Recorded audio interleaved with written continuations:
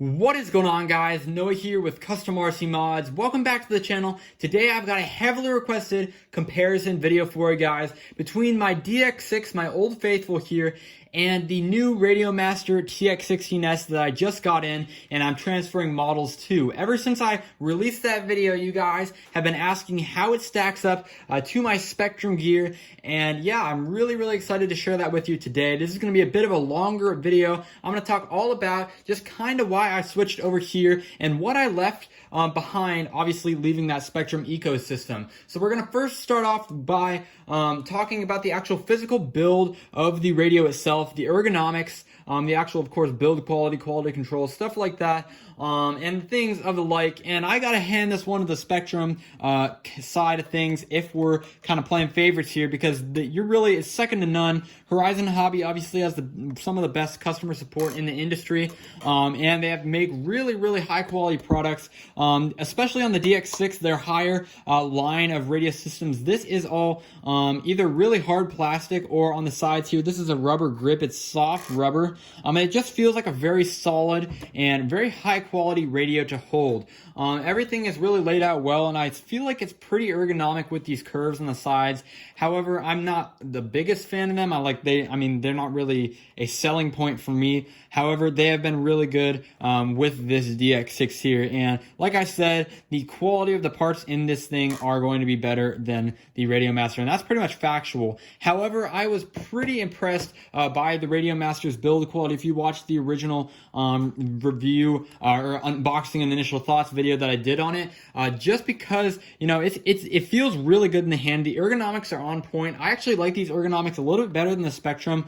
I like how it's boxy. I think it fits like the Phantom controller style, and even my Mavic controller style pretty similarly. I love the trigger design, the trigger handle design on the back. I think it's just very grippy altogether. It has rubber on the sides. It's not as soft rubber, so it's a little bit harder to grip onto, but it still feels really good altogether, and I'm really happy with just how it feels in the hands. The actual quality of the components is probably a little bit more sketchy on this one. However, there is still a good amount of support from RadioMaster. I'm not sure if they're going to go the extra mile and replace your radio if you have an issue.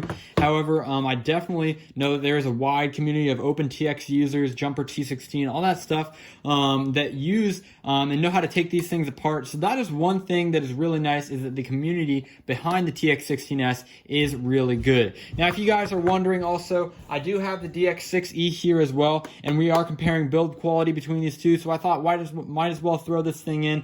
This is a plastic. It definitely feels less quality. However, you definitely still have that Spektrum quality with the components, as well as, of course, that support line, but it still is plastic on this, and I think that it's a good radio. It just still feels, you know, plasticky and a little bit cheaper in my opinion. But the TX16S, even though it is hard plastic all around the face of the radio, still does feel like a quality. You know, obviously it is hard plastic. It feels quality and solid in the hands.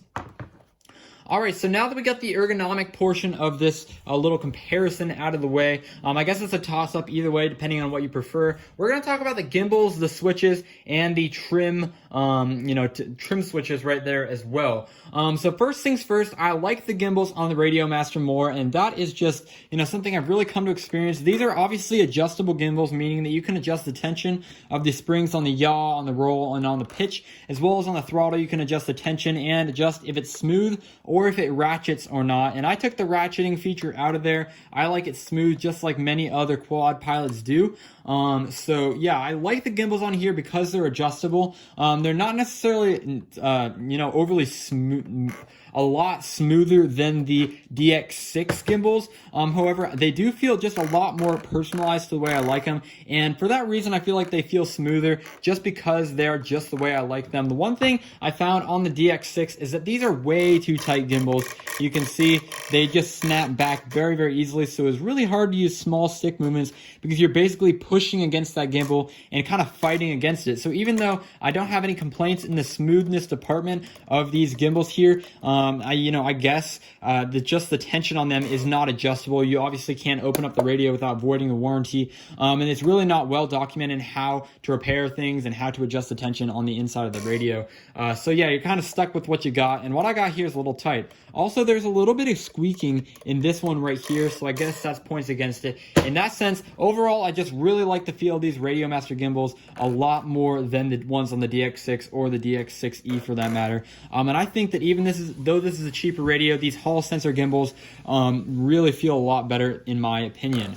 Let's go ahead and talk about switches next. Obviously, this is a 16-channel radio, and this one is a 6-channel radio, so it's kind of apples to oranges. However, on here we have two 2-position switches. Right here, we've got a 3-position shoulder switch on each side, 2-position switch on each side on the face, and then we have one flight mode and 3-position longer switch right there as well. Also complemented by a momentary switch in the form of a button. This is your bind button on the Spektrum radios. And I really like this layout overall. I have had no problems with it. We've got our arm switch for quads right here, and I use the flight modes for flaps and things like that. And I really don't use much else, even going up to my larger, more channels planes, if that makes sense. However, I love the switch out line out here. I like having the momentary all the way out here because it's a lot easier to hit while flying, rather than pushing your finger all the way in here and going for that I button on there as well. Arm button is in the same, arm switch is in the same place. Then we've got a bunch of other 3 positions. So we got shoulder switches, we've got the shoulder switches right here on the faceplate, and 2 longer ones. These are all 3 position. There's only one 2 position, so I'd like to see a few more 2 position switches, but that's just personal preference. And then of course we also have the pots, which one of these I have set to volume, and that's about it. And then the sliders, which are pretty much useless in my opinion because they are really easy to bump, and the center detent isn't that crazy on there as well. So it's a little bit it's hard to keep something in place because as soon as you find that perfect spot, then you go to bump a switch, and then of course it's all bumped again. So just keep that in mind. One other thing that we need to touch on is the trim switches, and as you can see here, I like the Spektrum ones a little bit more. They're kind of outside of the body a little bit more. They're extruded from it, if that makes sense, just because it has this kind of little piece it rests on. So it's a little bit easier to hit when I'm flying. Obviously I'm not looking at the radio. It's easier to hit. However, on the RadioMaster, you can see it only sticks out a little bit, and it's a little bit harder to find on your thumb. And yeah, it's not really a big deal. I've had no problem getting to my trim switches in both configurations when flying. So I guess overall I really can't complain. But if there's one I had to choose a favorite of, it's definitely the Spektrum over here. It's just a lot easier to locate.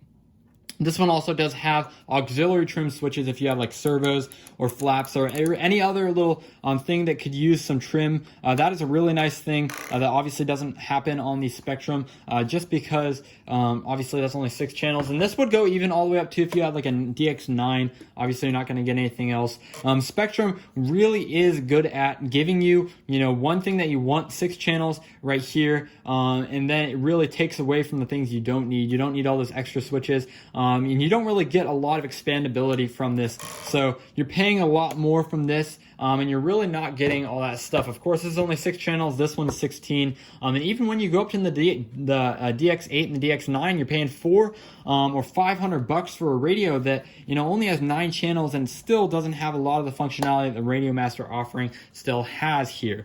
Now let's go ahead and talk about our interface systems. Obviously they're a little bit different here. We've got a traditional LCD screen right here, and it works pretty well. Let's go ahead and fire them up. It's very simple. One other thing that I forgot to mention on the RadioMaster is that you've got a 6-way button system up here as well.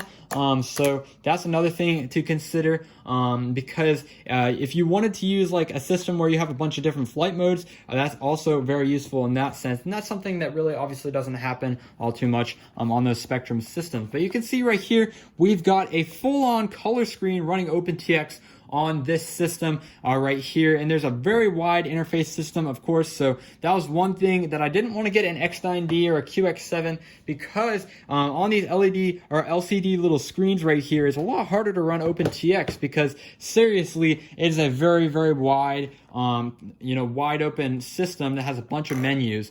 But as you can see right here, we have our system key. So this is where you go in your system settings and adjust transmitter wide global settings. And then of course we have the model key for the model settings, all your mixing tabs, things like that. And then of course we have a return key, which is always useful for backing out of menus. The page, forward and backward, the telemetry key, which is how you kind of set up your transmitter widgets and your telemetry screens. And then of course, let's go ahead and exit out of that.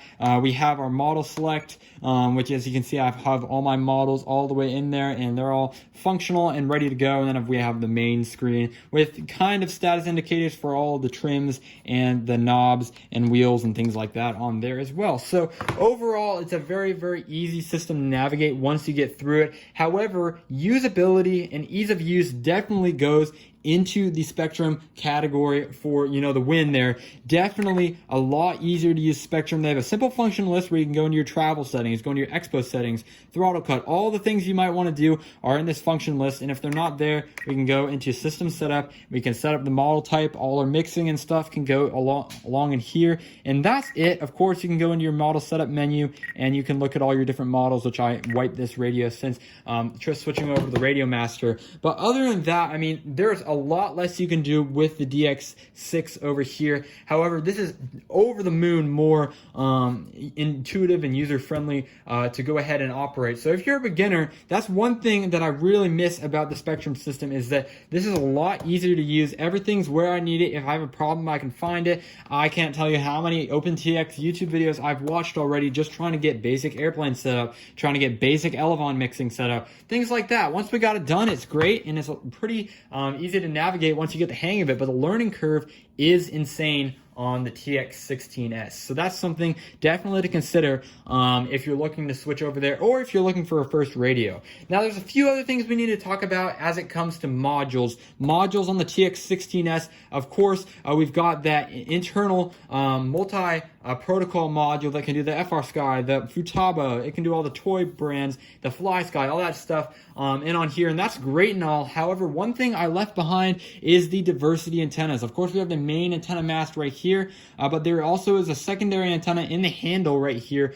which helped give me very robust signal and great range. However, now we are only stuck with this one little antenna, which is great. It actually has worked really well. I've only had one major brownout in my field, which usually I have a bunch, and so I'm really happy with that. However, it doesn't have that redundant antenna system, and you're not running genuine Spektrum hardware for the module, the transmitter module in here, so it is a little bit sketchy, and I'm a little concerned. I definitely won't do any longer range flying with these, and I'll keep it to my lower cost foam board airplanes, at least for the moment, just because obviously I can't trust it with something that could fly farther away and have more issues in the long run.